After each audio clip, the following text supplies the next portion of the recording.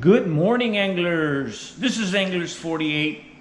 Thank you for joining us today on this episode. What's in store? We're getting ready. We're getting ready for some nice fishing. I'm going to be fishing a day from now, but I do have some time where I'm going to be getting my stuff ready. I hope you guys are doing fine.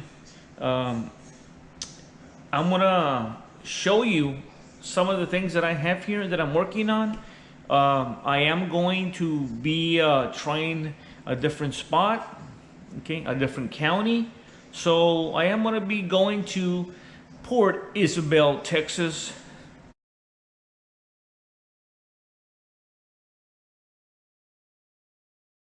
I'm going to be doing some fishing over there. I do have a trip with Tony midweek.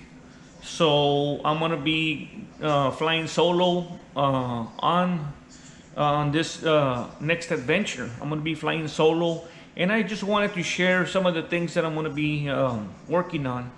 So yeah, let's go ahead and get to work, guys. Okay. Well, so far, this is what I have right here, guys. I have my cutters. I got a tandem rig right here.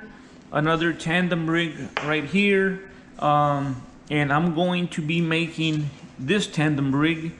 I'm a very big fan of the color yellow, of the color chartreuse. Those are pretty dominant colors when you're out there. I'm a very big fan of the bone color, of the clear color. This color in particular I am very fond of. These are some of the colors that I believe trout and reds are attracted to. On this fishing trip, this is going to be the main focus right here. I will take these as backups, right? I'll have them there with me. I am going to take this top water just in case, you know, I see some action. On the surface. When you see action on the surface, when you see blow-ups, it's special to use the top water. I'm not a top water kind of guy. I see a lot of anglers that are you know, that's all they use, just top water, and they're very good at it. Not me. I've tried it a couple of times. I think I've caught maybe 1 or 2 fish with the top water, but it's a totally different experience when that fish crushes it, when that fish has to get out of the water to attack it. It's just a neat experience. So I am, like I said, I am gonna go to Port Isabel, Texas. Something different. I am gonna be taking the kayak. I got a new battery.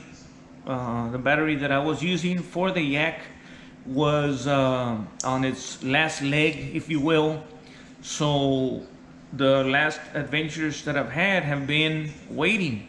So if I would have ventured off on the kayak with that battery, chances are I would have gotten stranded. So new battery. I was able to detail the kayak a little bit, paint the boards. Paint and detail the trolling motor. So everything is good to go. Yeah, and I'm gonna be making this, fishing adventure yesterday, hopefully Monday morning. So usually when I'm working on this, I got a football live right there. I don't know if you guys are into football. I just like to put these different lights of the NFL players. I have that going. I have my computer right here set up in case I need to input anything in there, edit anything in there. So I got that going right there.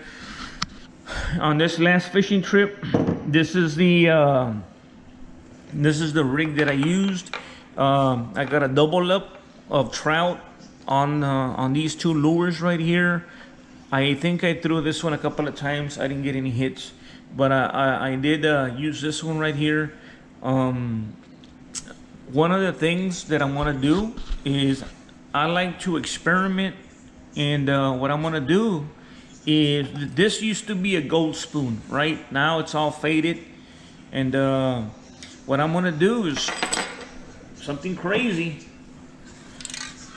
I'm going to paint it black, right?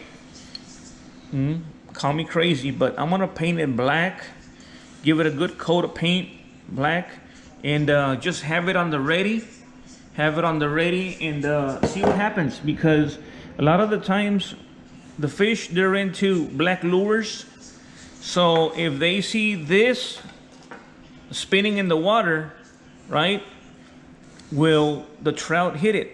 Will the red hit it? We don't know. So I am gonna try that a couple of times. I'm using the 50-pound test line right here, and once again, this is the reel that I use. Anybody that's looking for an inexpensive, good reel, look at Shimano. The Shimano FX C3000. This is a perfect reel, good size, quality, and it's under $25, right? You can't beat Shimano. Get yours today at Academy, right? Why are you gonna spend 50 or 60 or even $100 on an Abu Garcia or a Luz when you can get this one right here for under 25, and you're gonna be in style. It's not gonna seize up on you. You're reeling in a monster fish, and it feels like you're reeling in a small fish. So my recommendations, get this reel right there. Right now I'm on vacation, so I'm looking at doing some pretty good fishing. This is things that are to come. I just put the plates, the new plates on my bass boat, so I'm hoping to head out there on the water on my bass boat. But first, this is what we're looking at. Fishing in Port Isabel on Monday, possible fishing with Tony on the Yak in Port Mansfield on Wednesday, and then they have all kinds of crazy winds. So boating, you know, we're not very big fans of boating in harsh weather, you know, so we're looking at going boating on Tony's boat and then going boating on my boat, right? And my dad, he tells me that he wants to come along on one of those boating trips. So I have to think about it. You know, I love my dad. He's up there in age, and I'm concerned that he may want to do certain things that he used to do when he was a young buck, and it's scary to me, because I mean, he's still your dad, right? And he's giving you orders, and you're afraid that, you know, he may get into something or do something where it's gonna hurt him, you know, where he can fall or or have something bad happen. So on that experience, I want to take my older sister, right? Because you know, she has that voice, you know, where he listens to her, you know. So, and me, right? I mean, I love him so much that, you know, how are you gonna, you know, tell your dad no, or you know, prevent him from doing something that he wants to do? So it's a touchy issue. You know, he wants to get on my boat and head out there to the water. And once again, he's old school, right? He's old school, so he wants to catch those, you know, old school pens, you know, the 309s, and you know, and the hooks that are this big, and he can't, you know, spin those rods out there like he used to. So, you know, that's all. That's there. Sometimes my mom, you know, she's like, yeah, just say yes, right? And don't take him, you know, because you know, I want what's best for him, and you know, but yeah. So what we're gonna do, guys, is I'm going to rig this right here. It's a tandem rig. I do have a video uploaded where on my last fishing trip I got a double up, 2 trout on the same line. So you know, I don't see too many anglers out there using the tandem rig. You know, that's something you can look into. So let's go ahead and get to work on that, guys.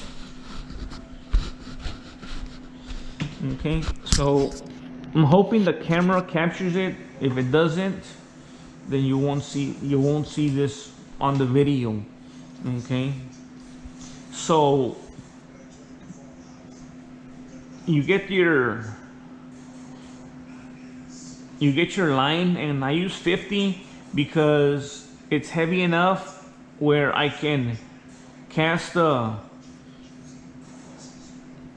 line a country mile. You know, it can go a far distance. I don't wanna put a 10 pounds, 15, 20, because yeah, it may do the trick, but it won't go that far. Okay, so like right there, I made a little loop knot, and what I want is for there to be a space right here. Okay, I want there to be a space so that it doesn't get tangled up. Okay, so you have a short side and then you have a long side. So here I'm gonna put the clear, right? I'm gonna put the clear lure with the pink tail. So I do a traditional fisherman's knot. I'm gonna go 1, 2, 3, 4, 5, 6, and then you put it into the original loop, which I'm holding with my finger. You're gonna bring it over and put it in the second loop, right? And you close it, and then you cinch it. Just be careful that you don't hook yourself, because it can happen, right? So there you go. The reason you want a little bit of line here is so that when you're casting it and it spins, they're gonna spin and land in the water like this, far apart. And when you're reeling it in, they move, and one's gonna be ahead of the other.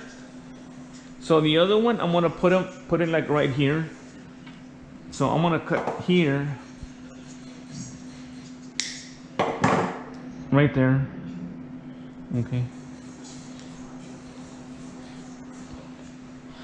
You don't wanna cut the end too close. You wanna leave a little bit of space in case it runs.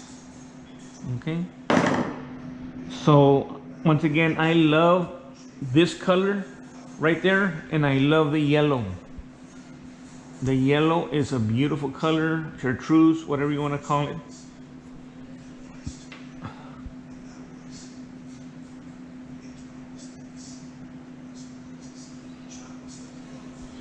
So once again, like I said, I put a football live right now, or that's Matt Millen. I love that guy. Maybe not back then, but now, you know. And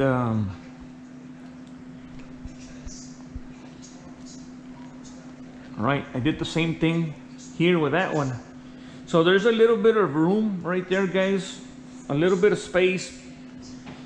You have it swimming, and like I've always said, if you're gonna have one lure out there, why not two, right? Makes sense to me. If you're just gonna have one, two, you have a better chance of maybe catching something.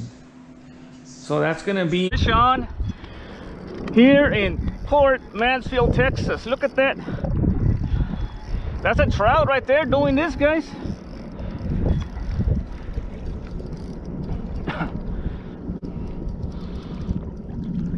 Two trout on the same line.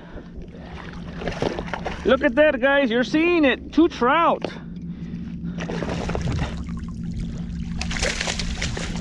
Oh my God. Look at that. One keeper, possibly, and one undersize. Now, in this fishing trip, I am going to utilize the regular leader. I make these leaders. There's a video posted on how I make these right here. You're gonna save a lot of money on leaders, right? Just buy the big spool for about under $10. You that you wanna that it develop memory, just cut it and make another one. All right. So for the most part, my fishing trips, they've been in Port Mansfield, Texas. I like to fan cast the shoreline. Some tips right here from the shore. If you're looking for flounder, look for them close to the shore. A lot of us, we get in the water and we start casting to the deep end, right? So you may catch the trout, you may catch the reds, but you're avoiding the 15 yards to 20 yards from the shore. That's where all the big fish are. Unless it's super placid conditions, you're not gonna see the blow-ups. I've witnessed blow-ups in those 15, 20 yards where the shore is. Big time blow-ups. I'm looking around, there's nobody around. I'm the only one fishing and I see these humongous blow-ups. I've caught bull reds close to the shore. The camera obviously doesn't show the whole picture, but you're gonna catch monster reds, monster trout within 20 yards of the shore. A lot of the times we're fishing from the shore and we're casting away from it, right? We're bypassing, in a sense, we're bypassing all the big fish. We're bypassing them as opposed to just flinging the bait maybe 15 yards. You fling the bait 15 yards. If you have two poles, one 15 and the other one maybe 30 to 40 yards. But like I said, fan casting, left, middle, right, and then right here, fan casting. So those are my tidbits in fishing Port Mansfield. Now, a lot of people, they go to the south side and they venture to different spots. They end up disappearing. They have, you know, certain areas. I usually don't venture to the south unless there's unless we had a front, or unless it's blowing from the north, then I do venture to the south side. Here in Port Isabel, I'm gonna be trying to fish on the bay side. Okay, let's see what happens. And yep, I'll leave you with that, guys. I just wanted to you know, give you a heads up on what's going on with Anglers 48. We're still trying to pick up the numbers on YouTube.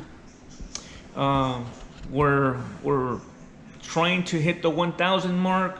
We're kind of stuck right now at 946. If you can help anglers out, guys, hit that subscribe button, and we want to reach the 1,000 mark. We would greatly appreciate it. Once again, what I provide is inshore wade and kayak fishing, and we'll do an occasional boating out to Arroyo City.